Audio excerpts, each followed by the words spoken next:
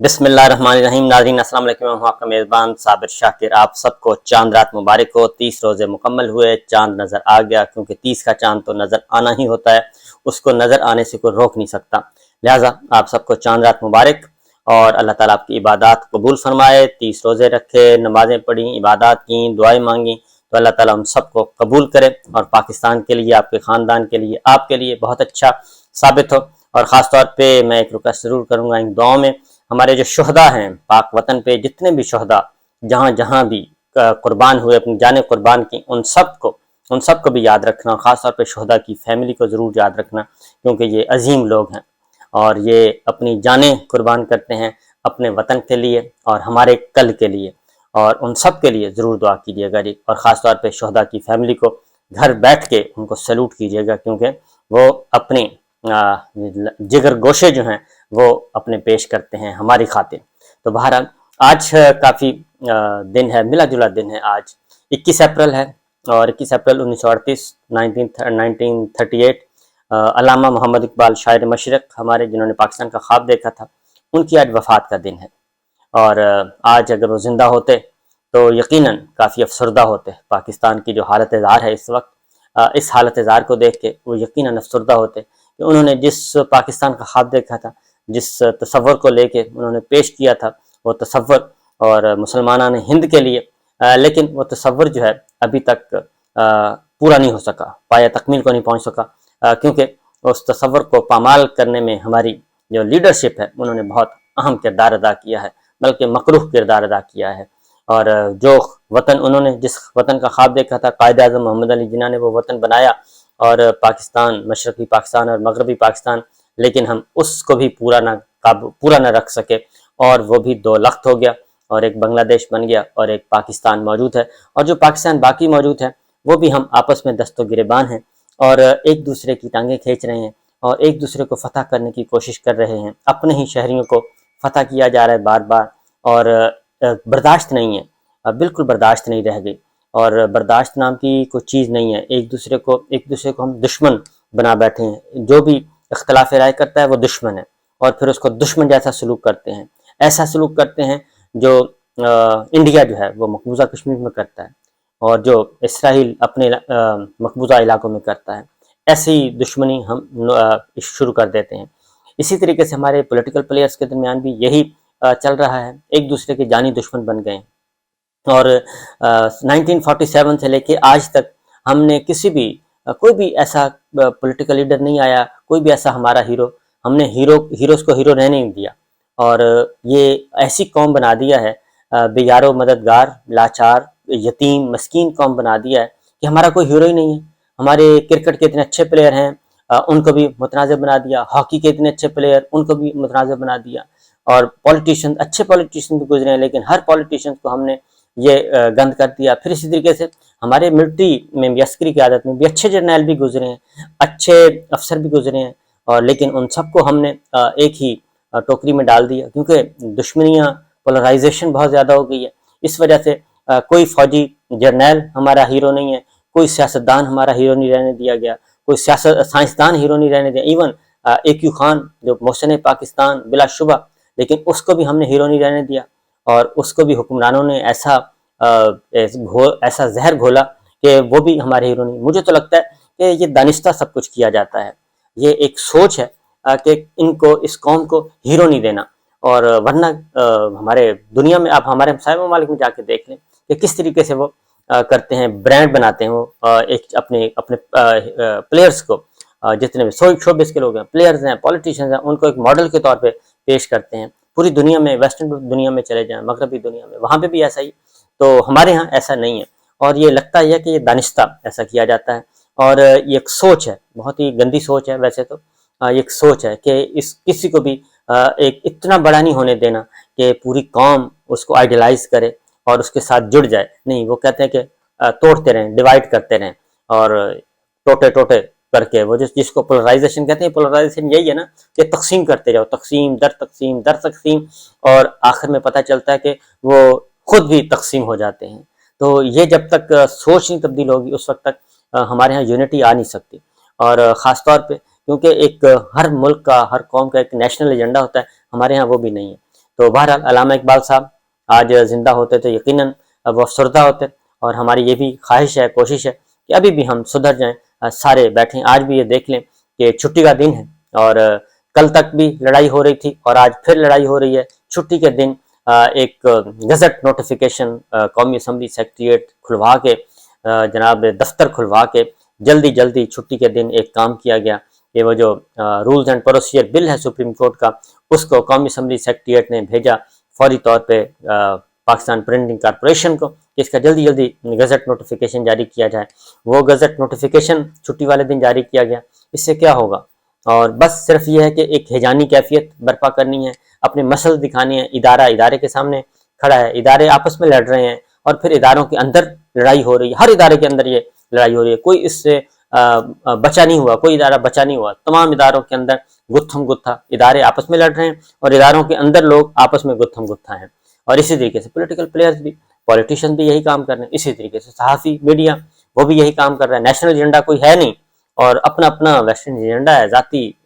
چمڑی دمڑی بچانی ہے، کوئی کسی کے ساتھ جڑ گیا، کوئی کسی کے ساتھ جڑ گیا، یہ سب کچھ ہو رہا ہے۔ تو یہ لہٰذا یہ ہمارا ایک چھٹی والے دن بھی ہم یہ کر رہے ہیں کہ شاید کچھ سینک پھنسانے کے لیے کچھ مل جائے، حالانکہ ایسا کیا ہونا ہے، اور امید ہم یہی توقع کرتے ہیں کہ جسٹس قاضی فائز صاحب کو ایک بار پھر استعمال کرنے کی کوشش کی جائے گی، اور اگر دیکھتے ہیں کہ جسٹس قاضی فائز صاحب اس کمزور پوزیشن میں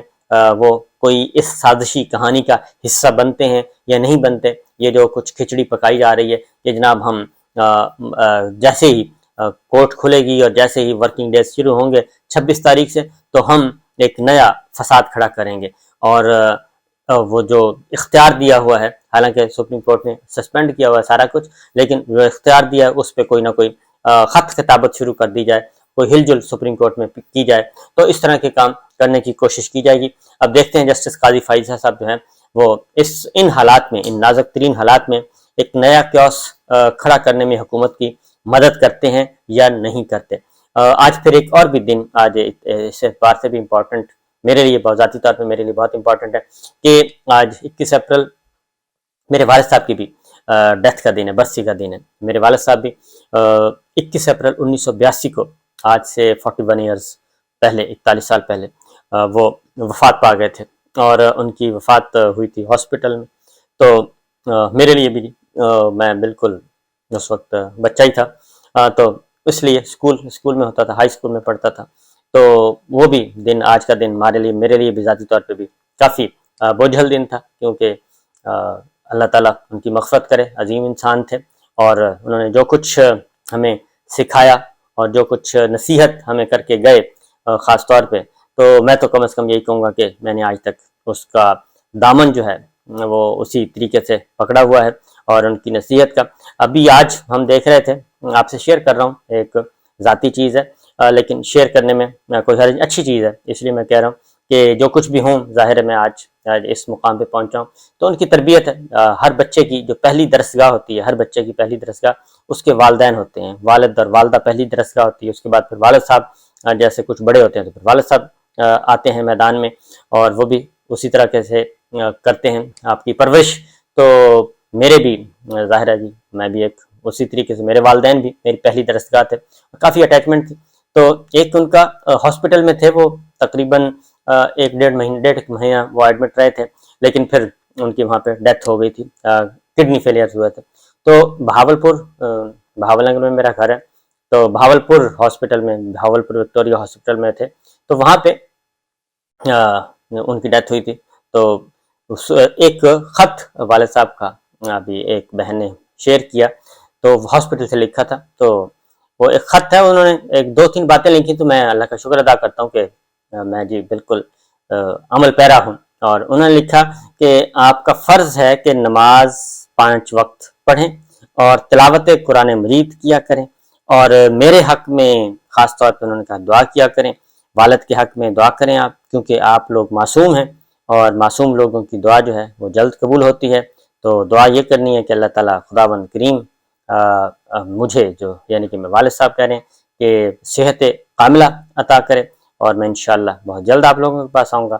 اور پھر انہوں نے بڑے بھائی کا نام لکھا کہ جی اگر کوئی مسئلہ ہو تو سجاد کے ہاتھ سجاد کے ہاتھ بھیج دیا کریں، بتا دینا، تو میں انشاءاللہ تعمیل کروں گا۔ یہ والد صاحب ہوتے ہیں جی، تو ہاسپٹل میں تھے۔ تو یہ صورتحال ہے۔ تو بہرحال تو اللہ کا شکر ہے کہ ہم نے اس پہ عمل کیا ہے، اور قرآن مجید اور نماز اور قرآن مجید جو ہے اس کے ساتھ ہم جڑے رہے، اور یہی ہماری طاقت ہے، یہی میری طاقت ہے، اور اللہ تعالیٰ کا فضل و کرم سے انشاءاللہ اسی کو جاری و ساری رکھیں گے۔ تو یہ ہر وقت ہر طرف سے یہی ہے، پاکستان میں بھی یہی صورتحال چل رہی ہے۔ تو آج چھٹی والے دن بھی ایک نیا کھڑاک کرنے کی کوشش کی گئی، اور نئے کھڑاک میں ہونا کچھ نہیں ہے۔ دوسری ایک خبر آپ سے شیئر کر لوں کہ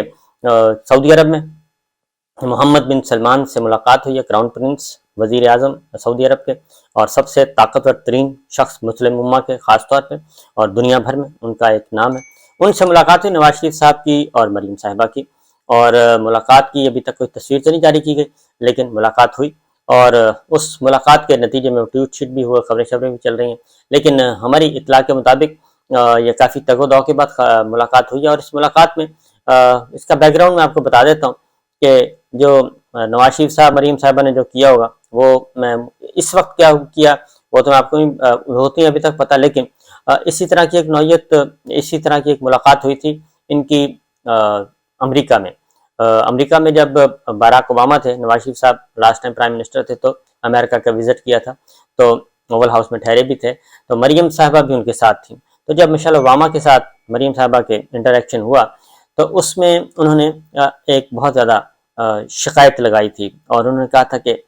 پرویز مشرف صاحب کا نام لے کے کہ فوج نے ہم پہ بہت ظلم کیا، ہمارے خاندان پہ، اور ہمارے والد صاحب کو، نواز شریف صاحب کو ہتھکڑیاں لگائیں، اور یہ کیا وہ کیا، یہ مشیل اوباما کو انہوں نے کہا تھا، اور باقاعدہ طور پہ انہوں نے اپنے رو کے یہ بات کی تھی، آنسو، کہ یہ ہمارے ساتھ اتنا ظلم ہوا ہے۔ تو مطلب یہی تھا کہ ملٹری کی جو انٹروین ہے، اور ملٹری کا جو ظلم و ستم، اس سے ہمیں نجات دلائی جائے اور ہماری مدد کی جائے، ہم وہاں پہ سول اینڈ سپریمیسی کے لیے کام کرنا چاہتے ہیں۔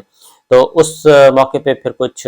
گرانٹس بھی دی تھی مشیل اوباما نے اپنے لیے، خاص طور پہ اسکولوں کے لیے، تو وہ بھی ایک الگ سے چیپٹر ہے۔ تو بہرحال آج انہوں نے کیا کیا ہوگا مریم صاحبہ نے ایم بی ایس کے ساتھ ملاقات کے دوران، کیا موقف اختیار کیا یہ تو نہیں پتہ، لیکن یہ ملاقات خالصتاً پاکستان کا جو اس وقت سیاسی منظرنامہ ہے، جو اس وقت ہم آپس میں دست و گریباں ہیں، یہ اسی کا ایک حصہ ہے۔ اور اس میں ایم بی ایس جو ہیں